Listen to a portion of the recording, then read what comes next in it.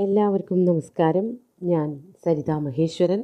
ഇന്ന് ശ്രീകൃഷ്ണവിലാസ മഹാകാവ്യത്തിൻ്റെ 12ാമത്തെ സർഗത്തിലെ 64, 65, 66 എന്നീ 3 ശ്ലോകങ്ങളാണ് നമ്മൾ പഠിക്കാൻ പോണത്.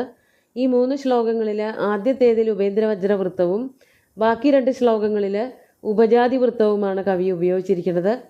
ഈ 3 ശ്ലോകങ്ങളോട് കൂടിയിട്ട് ഈ സർഗം അപൂർണമായിട്ട് അവസാനിക്കുകയാണ്.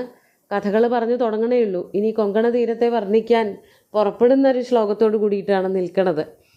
അതെന്തോ കവിക്ക് സാധിച്ചില്ല. കവിയുടെ ആരോഗ്യാവസ്ഥകൾ മാറിപ്പോവുകയോ അല്ലെങ്കിൽ ദിവംഗതനാവുകയോ ഒക്കെ ചെയ്തിട്ടുണ്ടാവാം. ഇതുവരെയും എന്താണ് സംഭവിച്ചത് എന്നുള്ളത് വ്യക്തമായിട്ടില്ല. മറ്റാരും അതിനെ കൂട്ടിച്ചേർത്ത് ആ കാവ്യം പൂർണ്ണമാക്കാനും ശ്രമിച്ചിട്ടില്ല. സാധാരണ ഒരു കാവ്യം എഴുതുമ്പോൾ അത് അപൂർണമാണെങ്കിൽ ഒരു കവി കാവ്യം എഴുതുമ്പോൾ ആ കവിയുടെ പുത്രനോ അനന്തരവനോ ആരെങ്കിലുമൊക്കെ അത് കൂട്ടിച്ചേർക്കാറുണ്ട്. അപ്പോൾ ബാണഭട്ടൻ്റെ കാദംബരി അപൂർണമായി നിന്നപ്പോൾ അതിനെ കൂട്ടിച്ചേർത്തെഴുതിയത് അദ്ദേഹത്തിൻ്റെ പുത്രനായിട്ടുള്ള മയൂരഭട്ടനാണ് എന്ന് പറയുന്നുണ്ട്. പക്ഷേ ശ്രീകൃഷ്ണവിലാസത്തിൽ അത് കാണാനില്ല.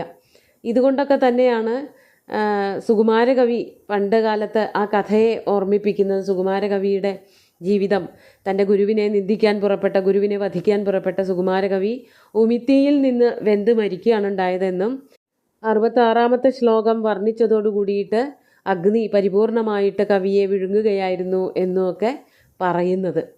പക്ഷേ ഒന്നിനും തെളിവുകളൊന്നും കിട്ടിയിട്ടില്ല. ഇന്നും അപൂർണമായിട്ട് കൊങ്കണ തീരങ്ങളെ വർണ്ണിക്കുന്ന ആ ഭാഗത്ത് വച്ച് നിൽക്കുകയാണ് ചെയ്യുന്നത്. നമുക്ക് ആദ്യം 64ാമത്തെ ശ്ലോകം നോക്കാം. മഹഃപ്രവാഹൈർമണിഗോപുരാണാമപി ക്ഷപായാമതമഃ പ്രവേശം പ്രിയേ സമാലോകയ സൈകതസ്യ നിവേശനം പാവനമച്യുതസ്യ. കഴിഞ്ഞ ദിവസം പറഞ്ഞു നിർത്തിയത് ശ്രീരംഗനാഥനെ കുറിച്ചാണ്. ശ്രീരംഗനാഥനെ വർണ്ണിക്കാൻ തുടങ്ങിയിട്ടാണ് 63ാമത്തെ ശ്ലോകം നിർത്തിയത്. 64ാമത്തെ ശ്ലോകത്തിലും അതേ വിഷയം തന്നെയാണ്, 65ലും അതൊക്കെ തന്നെയാണ് പറയുന്നത്. നമുക്ക് ആദ്യം ഈ ശ്ലോകത്തിൻ്റെ പദച്ഛേദം പറയാം. മഹഃപ്രവാഹൈഹി മണിഗോപുരാണാം അപി ക്ഷപായാം അതമഃ പ്രവേശം പ്രിയേ സമാലോകയ സൈകതേ അസ്യാഹ നിവേശനം പാവനം അച്യുതസ്യ. കഴിഞ്ഞ ദിവസം ശ്രീരംഗനാഥൻ്റെ പേരൊന്നും പറഞ്ഞില്ല. ഈ ഒരു ശ്ലോകത്തിലും പറയണില്ല. അച്യുതൻ എന്ന് മാത്രമേ പറയുന്നുള്ളൂ. ഭഗവാൻ മഹാവിഷ്ണുവിനെ തന്നെയാണ് അച്യുതൻ എന്നുള്ള വാക്കുകൊണ്ട് സൂചിപ്പിക്കുന്നത്. അതുകൊണ്ട് തന്നെയാണ് ശ്രീരംഗനാഥൻ്റെ മന്ദിരമാണ്, ക്ഷേത്രമാണ് ഇവിടെ എന്ന് വ്യാഖ്യാതാക്കൾ പറയണത്. സത്യഭാമയോട് ശ്രീകൃഷ്ണൻ പറയാണ്, പ്രിയേ മണിഗോപുരാണാം മഹഃപ്രവാഹൈഹി. മണിഗോപുരങ്ങൾ, അമ്പലങ്ങളിലൊക്കെ ഗോപുരങ്ങൾ ഉണ്ടാവും. ഉയർത്തി ഉയർത്തി പല പല തട്ടുകളിലായിട്ട് പണിത് ഉയർന്നു നിൽക്കുന്നതായ ഗോപുരങ്ങൾ. വളരെ ദൂരെ നിന്ന് തന്നെ ഈ ഗോപുരങ്ങൾ കാണാൻ പറ്റും. എവിടെയാണ് ക്ഷേത്രം, എവിടെയാണ് ദേവാലയം എന്നുള്ളത് അറിയാൻ വേണ്ടിയിട്ട് വളരെ ചെറിയ ചെറിയ ഇടുങ്ങിയ വഴികളിൽ കൂടെ ആയിരിക്കും ഈ ദേവാലയങ്ങളിലേക്കൊക്കെ ചെന്നെത്താൻ പറ്റുക. കേരളത്തിന് പുറമേ ഉള്ളതായ എല്ലാ ക്ഷേത്രങ്ങളിലും ഏതാണ്ട് ഇതുപോലെയാണ്. അപ്പോൾ അവിടേക്കുള്ള വഴി ഏതാണെന്ന് തെറ്റാതിരിക്കാൻ വേണ്ടിയിട്ടാണ് ഗോപുരം ഉയർത്തി പണിയണത് അത്രേ. ആ ഗോപുരം ലക്ഷ്യം വെച്ചുകൊണ്ട് പോയാൽ വഴി തെറ്റില്ല എന്ന് പറയപ്പെടുന്നു. അങ്ങനെ ഉയർത്തിക്കെട്ടിയ ഗോപുരങ്ങൾ ശ്രീരംഗനാഥൻ്റെ ക്ഷേത്രത്തിലുമുണ്ട്. ആ ഗോപുരങ്ങളിലൊക്കെ കല്ലുകളോ അല്ലെങ്കിൽ ഇഷ്ടികകളോ ഒന്നുമല്ല പാകിയിരിക്കുന്നത്, മണികളാണ്. അതായത് വിലപിടിപ്പുള്ള രത്നങ്ങൾ. ആ രത്നങ്ങളെ കൊണ്ടാണ് ഗോപുരങ്ങൾ ഉണ്ടാക്കിയിരിക്കുന്നത്. അതിൻ്റെ ശോഭ കൊണ്ട്. അതാണ് മണിഗോപുരാണാം മഹഃപ്രവാഹൈഹി. അത് ഒറ്റ വാക്കാണ്. ശ്ലോകത്തിൽ അത് വേർപെടുത്തിയാണ് കൊടുത്തിരിക്കുന്നത്. മഹ കഴിഞ്ഞിട്ട് വിസർഗം ഉള്ളത് കൊണ്ട് അത് 2 വാക്കാണെന്ന് തോന്നുകയാണ്. പക്ഷെ 2 വാക്കല്ല. മഹഃപ്രവാഹം ഒറ്റ വാക്കാണ്. മഹസ്സിൻ്റെ, തേജസ്സിൻ്റെ പ്രവാഹത്താൽ, പ്രവാഹങ്ങളെ കൊണ്ട്. മഹഃപ്രവാഹൈഹി ക്ഷപായാമപി. രത്നങ്ങളുണ്ട് എങ്കിൽ അവിടെ സ്വാഭാവികമായിട്ട് നല്ല തേജസ് ഉണ്ടാവും, നല്ല വെളിച്ചമുണ്ടാവും. അതുകൊണ്ട് ഈ ഗോപുരങ്ങളിലും നല്ല വെളിച്ചം, ഗോപുരങ്ങളിൽ നിന്നും നല്ല വെളിച്ചം പുറത്തേക്കും അകത്തേക്കും വീശുന്നുണ്ട്. അതുകൊണ്ട് കവി പറയാണ്, രാത്രിയിലും ക്ഷപായാം അപി, രാത്രിയാണെങ്കിലും അതമഃ പ്രവേശം പാവനം അച്യുതസ്യ നിവേശനം. അതമഃ പ്രവേശം എന്ന് പറഞ്ഞാൽ തമസ്സിന് പ്രവേശമില്ലാത്ത ഭാഗം, അതാണ് അതമഃ പ്രവേശം. തമസ് ഇരുട്ട്.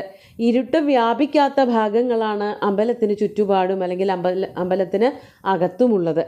പ്രത്യേകിച്ച് അതിന് കാരണം വിളക്കുകളല്ല, ഗോപുരങ്ങളിൽ പതിച്ചിരിക്കുന്നതായ രത്നങ്ങളാണ്. അതുകൊണ്ട് രാത്രിയിലും ഇരുട്ട് കയറി ചെല്ലാത്തതായ അതമപ്രവേശം മാത്രമല്ല പാവനം, ഭഗവത് സാന്നിധ്യം കൊണ്ട് ഏറ്റവും പാവനമായിട്ടുള്ളതായ അച്യുതസ്യ നിവേശനം, അച്യുതൻ്റെ നിവേശനത്തെ, നിവേശനം മന്ദിരം, ക്ഷേത്രം, ക്ഷേത്രത്തെ അസ്യാഹ സൈകതേ സമാലോകയ, അസ്യാഹ കാവേര്യാഹ, ആ കാവേരി നദിയുടെ തീരത്ത് ഉള്ള ഈ മന്ദിരത്തിനെ, ഈ ക്ഷേത്രത്തെ, അസ്യാഹ സൈകതേ, സൈകത എന്ന്, സൈകതം എന്ന് പറഞ്ഞാൽ മണൽത്തിട്ടയാണ്, തീരം എന്നാണ് അർത്ഥം വരണത്. അവിടെ ഈ അമ്പലമുണ്ട്, നീ നല്ലവണ്ണം നോക്കിക്കണ്ടോളൂ, സമാലോകയ, നല്ലോണം നോക്കിക്കാണൂ എന്നാണ് പറയണത്.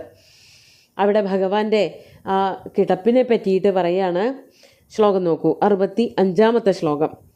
ശ്യാമശരത് പങ്കജചാരുനേത്ര കൗശേയവാസാസകിരീടഹാര ഭുജോപധാനേ ഭുജഗേന്ദ്രതൽപേ ശേദേ കിലാസ്മിൻ പുരുഷ പുരാണ. എത്ര ഭംഗിയായിട്ടാണ് ഭഗവാന്റെ അനന്തശയനമായിട്ടുള്ള അവസ്ഥ വർണ്ണിക്കുന്നത് സുകുമാരകവി. നമുക്ക് പദച്ഛേദം പറയാം, ധാരാളമായിട്ടൊന്നും ഇല്ല എങ്കിലും. ശ്യാമ ശരത് പങ്കജചാരുനേത്ര കൗശേയവാസാഹ സകിരീടഹാര ഭുജോപധാനേ ഭുജഗേന്ദ്രതൽപേ ശേദേ കില അസ്മിൻ പുരുഷ പുരാണ. അസ്മിൻ എന്ന് പറഞ്ഞാൽ ഈ അമ്പലത്തിൽ, ഞാനിപ്പോൾ കാണിച്ചു തരണില്ലേ, താഴത്തേക്ക് നോക്കൂ, കാവേരി നദിയുടെ തീരത്തുള്ള ഈ ക്ഷേത്രത്തിൽ ഭഗവാൻ എങ്ങനെയാണ് ശയിക്കുന്നത് എന്ന് പറയാണ്. ഭഗവാന്റെ രൂപവർണ്ണനയാണ്. ശ്യാമ, ശ്യാമനാണ്, കൃഷ്ണവർണ്ണത്തിലുള്ള രൂപമാണ് അവിടെയുള്ളത്, കൃഷ്ണവർണ്ണത്തോട് കൂടിയിട്ട്. അതുപോലെ തന്നെ ശരത് പങ്കജ ചാരുനേത്ര, ശരത്ത് എന്ന് പറഞ്ഞാൽ ശരത്കാലം, ശരത് ഋതുവാണ്. നല്ല താമരകളൊക്കെ വിടർന്നു നിൽക്കുന്നൊരു കാലം, ഏറ്റവും സ്വച്ഛമായിട്ടുള്ള കാലം, ആകാശത്ത് കാർമേഘങ്ങളൊന്നുമില്ലാതെ തെളിഞ്ഞ നീലാകാശത്തോടു കൂടിയിരിക്കുന്ന കാലമാണ്. ആ കാലത്ത് താമരകൾക്ക് നല്ല ഭംഗിയുണ്ടാവും. മഴവെള്ളം അതുപോലെ തന്നെ മഞ്ഞൊക്കെ വീണിട്ടുണ്ടെങ്കിൽ താമരപ്പൊയ്കകളൊക്കെ നശിച്ചു പോവും. പക്ഷേ ശരത്കാലത്ത് താമരപ്പൂക്കളൊക്കെ വിടർന്നു നിൽക്കും. അതാണ് കവി പറയണത്. ശരത് പങ്കജ ചാരുനേത്ര, ശരത്കാലത്തെ താമര പോലെ നീണ്ടു വിടർന്ന കണ്ണുകളോടുകൂടിയ അങ്ങനെയുള്ള ഭഗവാൻ. ശരത് പങ്കജ ചാരുനേത്ര മാത്രമല്ല കൗശേയവാസാഹ, കൗശേയം പട്ടാണ്, മഞ്ഞപ്പട്ട് ധരിച്ചിട്ടുണ്ടല്ലോ ഭഗവാന്റെ വസ്ത്രം, മഞ്ഞപ്പട്ടാമ്പരമാണ്. ആ മഞ്ഞപ്പട്ടുടയാട ചാർത്തിക്കൊണ്ടും കൗശേയവാസാഹ സകിരീടഹാര, കിരീടവും മാലകളുമൊക്കെ ധരിച്ചുകൊണ്ട്, എല്ലാം അണിഞ്ഞൊരുങ്ങി, എല്ലാം കൊണ്ടും അണിഞ്ഞൊരുങ്ങിയിട്ടാണ് ഭഗവാൻ അവിടെ പള്ളി കൊള്ളുന്നത്. അതാണ് സകിരീടഹാര പുരാണ പുരുഷ. അങ്ങനെയൊക്കെയുള്ളതായ ആ പുരാണ പുരുഷൻ, നമുക്കെല്ലാവർക്കും ആരാധ്യനായിട്ടുള്ള ഭഗവാൻ മഹാവിഷ്ണു. പുരാണ പുരുഷൻ എന്ന് പറഞ്ഞാൽ എന്നാണ് ഭഗവാൻ ഇവിടെ ഉണ്ടായത് എന്നുള്ളതറിയില്ല, എത്ര കാലം ഇവിടെ ഉണ്ടാവും എന്നറിയില്ല. പുരാതനം ആണ്, അതുപോലെ തന്നെ നവവുമാണ്. അതിനെയാണ് പുരാണം എന്ന് പറയുന്നത്. എല്ലാ കാലത്തും ഇവിടെ സന്നിഹിതനായിട്ടുള്ളവൻ, അങ്ങനെയുള്ള പുരുഷൻ, പുരാണ പുരുഷ. ഭുജോപധാനേ, ഭുജം ഉപധാനമാക്കിയിട്ട്, ഭുജം കയ്യ് തന്നെ തലയിണയാക്കിയിട്ട്, ഉപധാനം എന്ന് പറഞ്ഞാൽ തലയിണയാണ്, കയ്യ് തലയ്ക്ക് വച്ചുകൊണ്ട്, തലയിണയാക്കി വച്ചുകൊണ്ട്. ഭുജഗേന്ദ്ര തൽപേ, ഭുജഗേന്ദ്രൻ, ഭുജകം പാമ്പാണ്, ഭുജഗേന്ദ്രൻ അനന്തനാണ്, അനന്തനാകുന്ന മെത്തമേൽ ഭുജഗേന്ദ്ര തൽപേ അസ്മിൻ, ആ രൂപത്തിൽ, അസ്മിൻ അസ്മിൻ മന്ദിരേ, ഈ ദേവാലയത്തിൽ, ശേദേ കില, ഇവിടെ പള്ളി കൊള്ളുന്നുണ്ട്, ഇവിടെ പള്ളിക്കുറിപ്പ് കൊള്ളുന്നുണ്ട്. ഇവിടെയാണ് ഭഗവാൻ ഭുജഗേന്ദ്രശായിയായിട്ട് ഉറങ്ങുകയാണ്. കയ്യെ തലക്കിൽ വെച്ചുകൊണ്ട് യോഗനിദ്രയിൽ ഇങ്ങനെ സമാധി കൊണ്ടിരിക്കുന്നൊരവസ്ഥയിലാണ് ശ്രീരംഗനാഥൻ്റെ കിടപ്പ്. ആ രൂപവർണ്ണനയാണ് സുകുമാരകവി നമുക്ക് പറഞ്ഞു തന്നത്. വളരെ വ്യക്തമായിട്ടിത് വായിക്കുമ്പോൾ തന്നെ നമുക്ക് ഉള്ളിൽ കാണാൻ പറ്റും. കൃഷ്ണവർണ്ണ ശിലയിൽ, ആ കൃഷ്ണവർണ്ണത്തിലാണ് പ്രതിഷ്ഠയുള്ളത്. അതുപോലെ തന്നെ നല്ല നീണ്ട കണ്ണുകൾ, മഞ്ഞപ്പട്ടാട ധരിച്ചിട്ടുണ്ട്, കിരീടമുണ്ട്, മാലകളുണ്ട്, അതുപോലെ തന്നെ കയ്യ് തലക്കിൽ വെച്ചിട്ടുണ്ട്. ഭുജഗേന്ദ്രൻ ആകുന്ന, അതായത് അനന്തനാകുന്ന മെത്തമേലാണ് ശയിക്കുന്നത്. അങ്ങനെയുള്ള ഭഗവാന്റെ സാന്നിധ്യമുള്ള പ്രദേശമാണ്. നീ നല്ലവണ്ണം നോക്കിക്കണ്ടോളൂ, വന്ദിച്ചോളൂ എന്നർത്ഥം. അടുത്തത് ഈ സർഗത്തിലെ അവസാനത്തെ ശ്ലോകമായിട്ട് നമുക്ക് ഇന്ന് കിട്ടുന്നതായ 66-ാമത്തെ ശ്ലോകം നോക്കൂ. പ്രാന്തേന പൂഗദ്രുമവാടികാനാം നിവാര്യമാണാർക്കമഹഃ പ്രവേശാൻ പാരം ശ്രിതഃ പശ്ചിമവാരിരാശേ പശ്യപ്രിയേ കൊങ്കണഭൂമിഭാഗാൻ. നമുക്കാദ്യം പദച്ഛേദം പറയാം. പ്രാന്തേന പൂഗദ്രുമവാടികാനാം നിവാര്യമാണാർക്കമഹഃ പ്രവേശാൻ പാരം ശ്രിതഃ പശ്ചിമവാരിരാശേः പശ്യ പ്രിയേ കൊങ്കണഭൂമിഭാഗാൻ. പദച്ഛേദം ചെയ്യാനൊന്നുമില്ല, ഒക്കെ ഒറ്റ വാക്കുകളായിട്ടാണ് നിൽക്കുന്നത്. സത്യഭാമയോട് പറയാണ്, ഇനി കൊങ്കണ തീരത്തെയാണ് വർണ്ണിക്കാൻ പോണതെന്ന് കേട്ടാൽ തന്നെ നമുക്ക് മനസ്സിലാക്കാൻ പറ്റും. പശ്യപ്രിയേ കൊങ്കണഭൂമിഭാഗാൻ, അതായത് ഭഗവാനും സത്യഭാമയും കൂടിയിട്ട് ദ്വാരകയിലേക്കാണല്ലോ പോണത്. തീരത്തു കൂടെ ആയിരിക്കണം പിന്നെ പോവാൻ ഉദ്ദേശിച്ചിരുന്നത്. അതുകൊണ്ടാണ് കൊങ്കണ തീരത്തെ പറ്റിയിട്ട് വർണ്ണിക്കുന്നത്. അതായത് ഉത്തര കേരളം കഴിഞ്ഞാലുള്ള ഭാഗത്തിനെയാണ് കൊങ്കണം അഥവാ ഇന്ന് നമ്മളൊക്കെ പറയുന്ന കൊങ്കൺ എന്നുള്ള ആ പ്രദേശം വരണത്. അവിടെ നിന്നുള്ള ഭാഷ കൊങ്കിണി അല്ലെങ്കിൽ കൊങ്ങിണി എന്നും അവിടെ നിന്നുള്ള ആൾക്കാരും ആ പേരിൽ തന്നെയൊക്കെ അറിയപ്പെടുന്നുണ്ട്. അതായത് പണ്ട് കാലത്ത് ഉത്തര കേരളത്തിൻ്റെ ആ മംഗലാപുരം ആ ഭാഗത്തൊക്കെ കഴിഞ്ഞാലുള്ള പ്രദേശങ്ങളൊക്കെ തുളുനാട് കഴിഞ്ഞാൽ വരുന്ന പ്രദേശങ്ങളെയൊക്കെ കൊങ്കണം എന്നാണ് പറഞ്ഞിരുന്നത്. ആ പ്രദേശം കഴിഞ്ഞിട്ട് അങ്ങനെ പോകുമ്പോഴാണല്ലോ ദ്വാരകയിലേക്ക് ഗുജറാത്തിലേക്കൊക്കെ എത്തണത്. അതുകൊണ്ടായിരിക്കാം ആ വഴി തിരഞ്ഞെടുത്തത്. പക്ഷേ കൂടുതലായിട്ടൊന്നും പറയാൻ നേരവും കാലവും അനുവദിച്ചില്ല. അപ്പോൾ ഇവിടെ പറയണത് ഇത്രയേ ഉള്ളൂ. നമ്മളിങ്ങനെ പോകുമ്പോൾ പല കാഴ്ചകളും കാണുന്നുണ്ട്. അതായത് ഈ കർണാടക ദേശത്തുള്ളതായ ശ്രീരംഗനാഥനെ, കാവേരി നദിയുടെ തീരത്തുള്ള ശ്രീരംഗനാഥനെ വന്ദിച്ചതിന് ശേഷം കൊങ്കണ തീരത്തിലേക്ക് പ്രവേശിച്ച് അവിടെ നിന്നാണ് പതുക്കെ ദ്വാരകയിലേക്ക് ഭഗവാനും സത്യഭാമയും കൂടിയിട്ട് ഗരുഡൻ്റെ പുറത്ത് കയറി പോവണത്. അപ്പോൾ ആ ഭാഗമാണ് ഇവിടെ പറയണത്. പ്രിയേ, അല്ലയോ സത്യഭാമേ, പൂഗദ്രുമവാടികാനാം പ്രാന്തേന നിവാര്യമാണ അർക്കമഹ പ്രവേശാൻ പശ്ചിമവാരിരാശേः പാരം ശ്രിതാൻ കൊങ്കണഭൂമിഭാഗാൻ പശ്യ. നീ നോക്കിക്കാണൂ, അതാ കൊങ്കണഭൂമിഭാഗങ്ങളെ താഴേക്ക് നോക്കുമ്പോൾ കാണാനുണ്ട്. എങ്ങനെയുള്ളതാണത്? പൂഗദ്രുമവാടിക. പൂഗദ്രുമം എന്ന് പറഞ്ഞാൽ കവുങ്ങാണ്, കവുങ്ങിൻ തോട്ടങ്ങൾ. ധാരാളമായിട്ട് കവുങ്ങിൻ തോട്ടങ്ങൾ, ക്രമുകം, അത് തന്നെയാണ് കമുക് എന്നാവുന്നത്, കവുങ്ങ് എന്നാവുന്നതൊക്കെ ഒരേ വാക്കുകൾ തന്നെയാണ്. അതിൻ്റെ തോട്ടങ്ങൾ ധാരാളമായിട്ട് ദക്ഷിണേന്ത്യയിലുണ്ട്. അടയ്ക്ക ധാരാളമായിട്ട് കിട്ടുന്ന പ്രദേശമാണ് ഈ ദക്ഷിണേന്ത്യ. അതുകൊണ്ട് ഈ തീരങ്ങളിലൊക്കെ തെങ്ങിനോടൊപ്പം തന്നെ കവുങ്ങുകളും കാണാനുണ്ട്. അത് കാളിദാസനും പറയുന്നുണ്ട് പൂഗദ്രുമവാടികകളെ പറ്റിയിട്ട്. രഘുവംശം 13-ാം സർഗത്തിൽ സീതയെയും കൂട്ടി ശ്രീരാമൻ തിരിച്ച് അയോധ്യയിലേക്ക് പോരുമ്പോൾ കാണുന്ന കാഴ്ചയെ പറ്റിയിട്ടുള്ള വരികളാണ് ഈ പൂഗദ്രുമങ്ങൾ അവിടെ വരുന്നുണ്ട്. ഏതേ വയം സൈകത ഭിന്ന ശുക്തി പര്യസ്തമുക്താപടലം പയോധേ പ്രാപ്താ മുഹൂർത്തേന വിമാനവേഗാത് കൂലം ഫലാവർജിത പൂഗമാലം എന്ന് പറയണ ദിക്കിൽ നമുക്ക് കാണാൻ പറ്റും. വിമാനത്തിൻ്റെ വേഗത കൊണ്ട് നമ്മൾ പല പ്രദേശങ്ങളും കടന്ന് പോയിട്ടതാ ഈ പശ്ചിമവാരിരാശിയുടെ പടിഞ്ഞാറൻ സമുദ്രത്തിൻ്റെ തീരത്ത് ധാരാളമായിട്ട് കേരളം അതുപോലെ തന്നെ ഈ കൊങ്കണമൊക്കെ ആവണം, അവിടെയൊക്കെ ധാരാളമായിട്ട് പൂഗമാലകൾ, അതായത് ഫലാവർജിത പൂഗമാലം, ഫലം കൊണ്ട്, അതായത് അടയ്ക്കകൾ നിറഞ്ഞ് താഴേക്ക് താഴ്ന്നു നിൽക്കുന്നതായ, താഴേക്ക് തൂങ്ങി നിൽക്കുന്നതായ പൂഗമാലകളെ, കവുങ്ങിൻ തോപ്പുകളെ ധാരാളമായിട്ട് കാണാം എന്ന് പറയുന്ന അതിസുന്ദരമായിട്ടുള്ളൊരു ചിത്രമുണ്ട് കാളിദാസൻ രഘുവംശത്തിൽ പറയണത്. അത് ഇവിടെയും സ്വീകരിച്ചിട്ടുണ്ടാവണം സുകുമാരകവി. അതാണ് ഇവിടെ പറയണത്. പശ്ചിമവാരിരാശിയുടെ, അതായത് പടിഞ്ഞാറൻ സമുദ്രത്തിൻ്റെ തീരത്ത് കാണുന്നതായിട്ടുള്ള ഈ പൂഗമാലകളെ വർണ്ണിക്കുന്നുണ്ട്. അതായത് ഈ കവുങ്ങിൻ തോപ്പ് ഇങ്ങനെ നിറഞ്ഞു നിൽക്കുമ്പോൾ അവിടെ എന്താ സംഭവിക്കുന്നത്?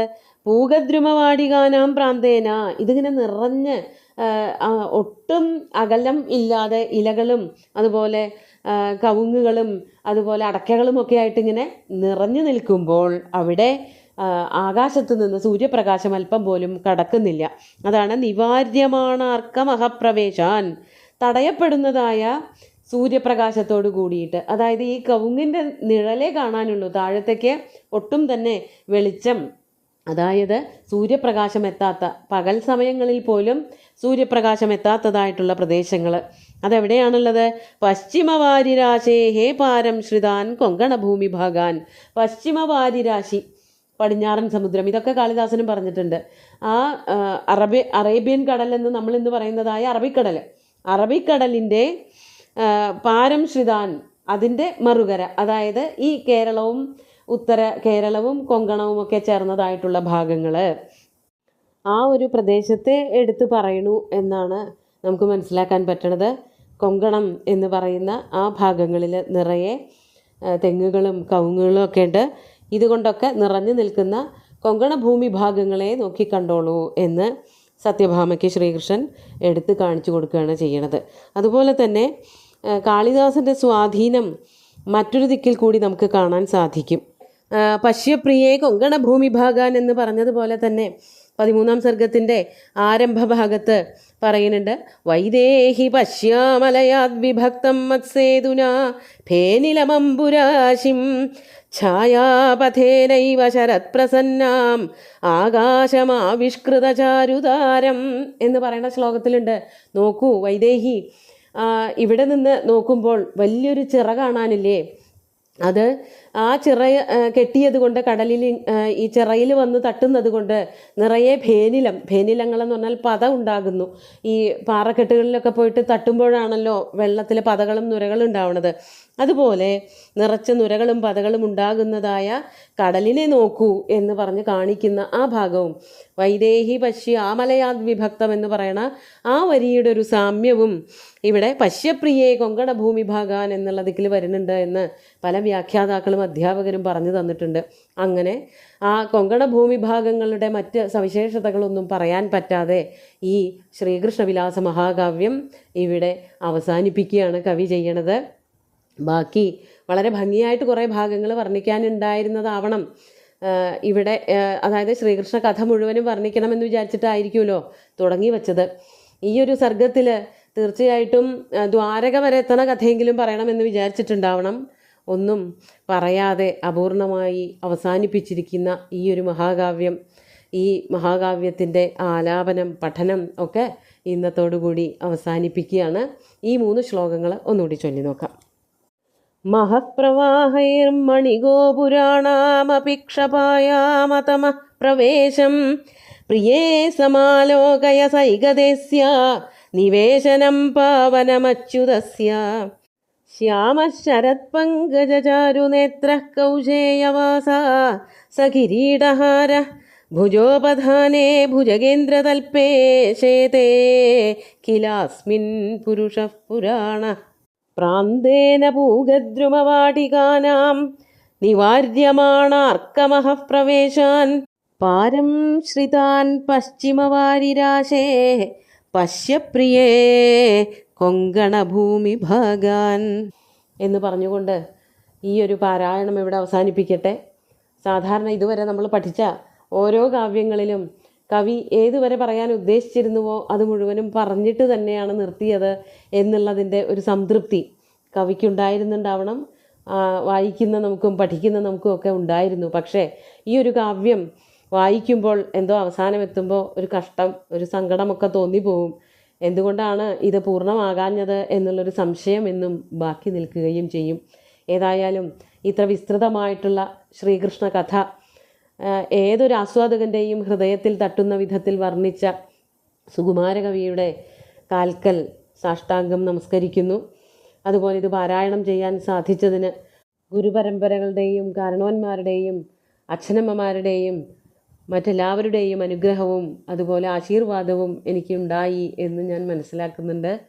ഏറ്റവും തൃപ്തിയോട് കൂടിയിട്ട് ഈ ഒരു പാരായണം കൂടി ഗുരുവായൂരപ്പൻ്റെ കാൽക്കൽ സമർപ്പിച്ചുകൊണ്ട് ഭഗവാനെ സാഷ്ടാംഗം നമസ്കരിച്ചുകൊണ്ട് നിർത്തട്ടെ. നന്ദി, നമസ്കാരം.